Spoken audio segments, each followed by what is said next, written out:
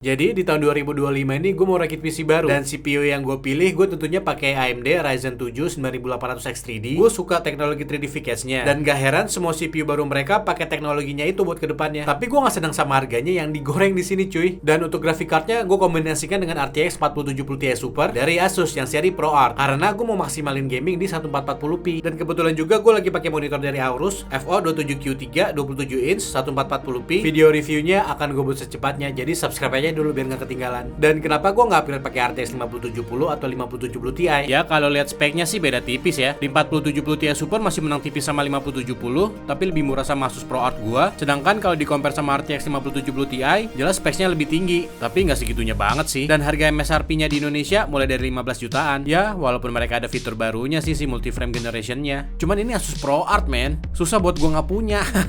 So ya. Untuk casingnya gue pakai NZXT H5 Flow versi 2024 yang warna hitam. Mereka juga punya warna putih kok. Dia compact ATX mid tower gitu, jadi terlihat nggak gede-gede banget sih. Buat buka panel-panelnya juga simple walaupun masih pakai mur yang diputer-puter gini. Bahan-bahan besinya juga solid.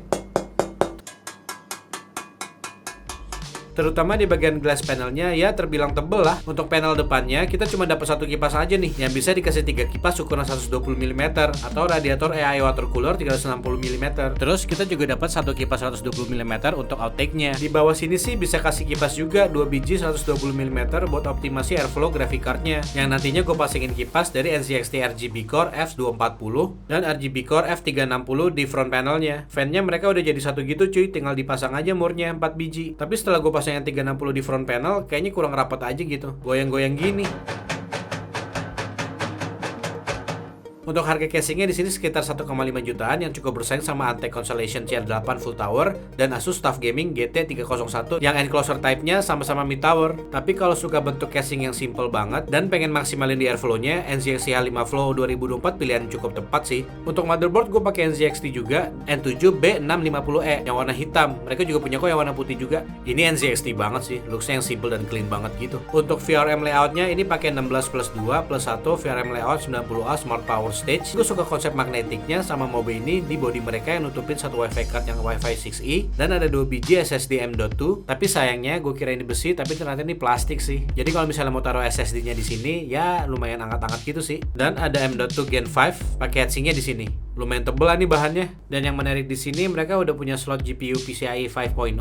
Jadi feature proof lah buat GPU baru yang akan mendatang. Untuk rear I/O-nya cukup lumayan banyak ya buat gua. Dan ada 2 antena Wi-Fi 2 biji yang bisa lu copot pasang. Tapi di sini harganya lumayan pricey ya, di 5 jutaan. Cuman nggak ada yang bisa ngalahin desain dari motherboard NZXT ini sih, yang super estetik, solid dan simple cuy. Untuk RAM di sini gue pakai V-Color Manta Xfinity RGB DDR5 32GB dengan maksimum speed di 6000 MHz. 32GB buat RAM zaman sekarang udah feature proof banget lah. Gue love and hate banget nih sama RGB-nya. Mungkin gue bukan RGB person banget ya, tapi somehow RGB-nya kelihatan keren lama-lama. Gue lihat, gue suka sama bentuk permukaan body RGB-nya, yang karakter defaultnya jalan pelan-pelan dari atas ke bawah yang berubah-berubah warna gitu. Sebenarnya lampu RGB-nya bisa dimodifikasi pakai berbagai software yang pendukung dari brand mobil-mobil lain. Sayangnya NZXT Cam nggak bisa modif lampu RGB-nya. Ya semoga NZXT Cam di waktu ke depan sih bisa modifikasi lampu RGB-nya ya. Untuk power supply di sini gue pakai NZXT C1000 Gold, terdaftar kok di Career Result. Dapat prospek warna ungu atau biru ya. Pokoknya NZXT banget ya nih warnanya. Buat nyimpen kabelnya. Ini kabel-kabelnya modular dan pastinya ada bolongan 12 VHPWR buat grafik card terbaru. Harganya cukup bersaing lah di kelasnya. Walaupun hampir 3 juta, tapi untuk beli power supply mendingan invest lebih dikit aja nggak apa-apa biar aman.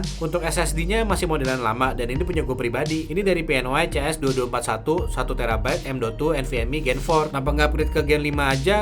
Karena ya budget. Dan ini masih sangat reliable kok buat gue. Gue coba tes di Crystal Dismark, read-nya masih terbilang cepet, write-nya masih dibilang cepet juga, masih oke di kelas SSD mid-range zaman sekarang. Gue masih sangat-sangat nyaman kok dengan SSD ini. CPU coolernya gue pakai Corsair iQ Link Titan 240 RX LCD. Kenapa nggak Kraken Elite yang terbaru aja biar matching sama casingnya? Ya nggak apa-apa, gue pengen nyoba yang lain aja. Ini dari looks-nya juga nggak kalah keren kok. Selain screennya, gue bisa modifikasi lighting-lightingnya nih. Seru juga modifikasi lighting dan screennya gini. Dan udah ada pre-applied thermal paste-nya juga nih. Yang terlihat ini cukup rata sih seharusnya buat nutupin seluruh CPU-nya. Untuk harganya di 3 juta, gue bandingin nih sama AAE water cooler yang 240 yang ada layarnya. Mulai dari di atas 3 juta sampai yang termurah sedikit. Ya lumayan bersaing lah. Untuk grafik card-nya, gue memilih RTX 4070 Ti Super dari Asus seri ProArt. Yang dari dulu nih gue pengen banget GPU ini. Karena looks-nya ini yang super keren banget cuy. Pengalaman unboxing-nya pun lumayan mewah gitu. Konektor PCIe buat port 12 VHPWR dan dapat GPU holder yang cantik banget nih cuy. Ini udah triple fan ya dan bentukan kipasnya udah keren banget sih. Perpaduan warna hitam dan goldnya tuh bener-bener gue suka banget cuy.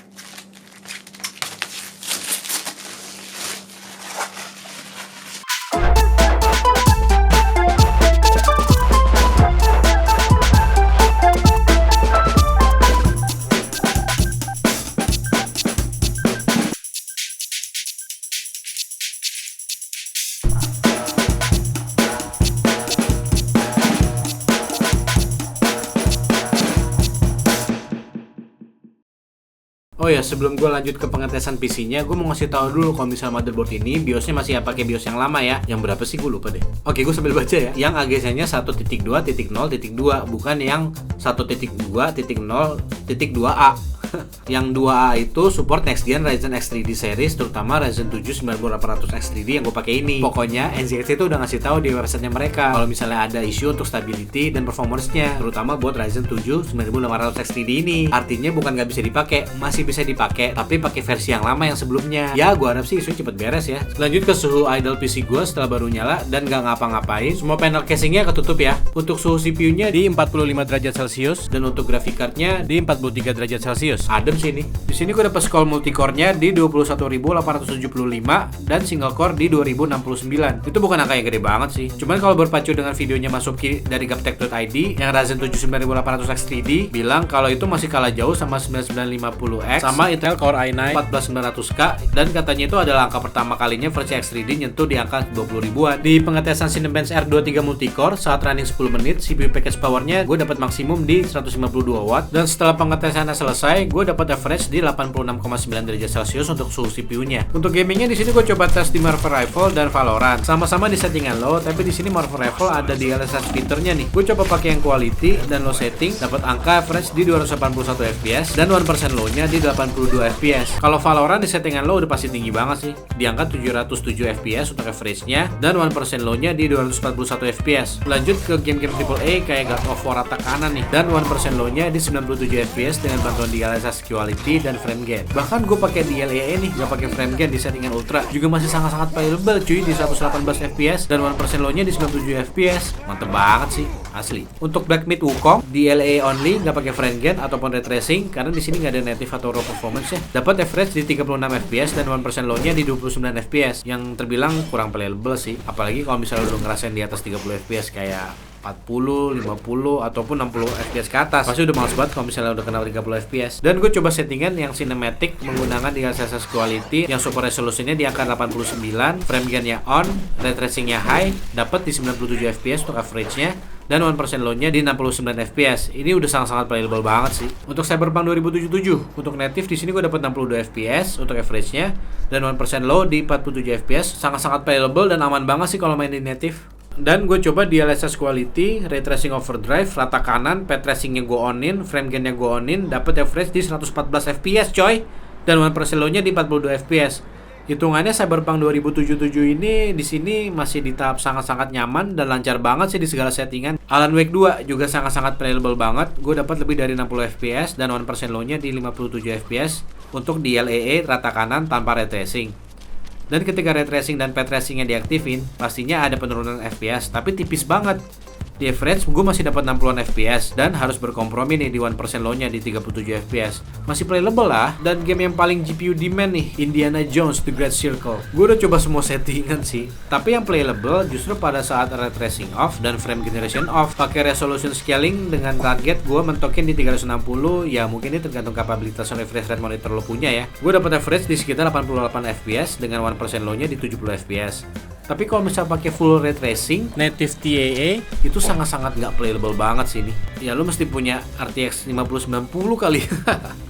Overall gue sangat puas dengan hasil rakit PC gue serta performanya. Proses rakitnya lumayan lancar sih. Cable manajemennya juga lumayan gampang buat dirapin. Gue suka banget sih airflow sama casing ini. Cukup adem banget di idle ataupun saat gaming. Kalau lo perhatiin lagi, semua game yang gue tes di sini suhunya cukup terbilang adem ya. Gak sampai 70 derajat untuk CPU maupun GPU-nya. Untuk performa gamingnya gue cukup puas ya. Setidaknya untuk resolusi 1440p, gue cukup bisa maksimalin di berbagai setting di beberapa game. Dan setidaknya gue dapat target FPS yang gue mau sih, yaitu di 60 FPS atau lebih. Yang gue nggak expect sih God of War Ragnarok ya, bisa sampai hampir 200 fps cuy. Ya tentunya itu dengan bantuan upscaling ya. Tapi gue nggak bisa maksimalin di game Indiana Jones rata kanan karena game itu terlalu berat cuy. Susah banget dapat experience yang paling enak. Dan untuk edit video 4K lancar jaya nih. Gue hampir tidak menemukan nge-lag-lagnya di sini. Ya karena mungkin masih baru juga ya. Mudah-mudahan aja kedepannya lancar terus sih. Untuk look sih sebenarnya gue suka banget full black gini. Cuman untuk RAM-nya ya sayang banget nggak bisa gue modifikasi. Somehow yang tadi gue bilang di awal video, gue lama-lama sih suka banget sama lampu RGB-nya. Jadi ya gue bisa kompromi lah. Oke, that's it. Thank you buat DTG udah ngasih gue beberapa barang di sini, kecuali CPU sama GPU-nya ya. Gua Ewat alias Edward Andrianto. Adios hermanos.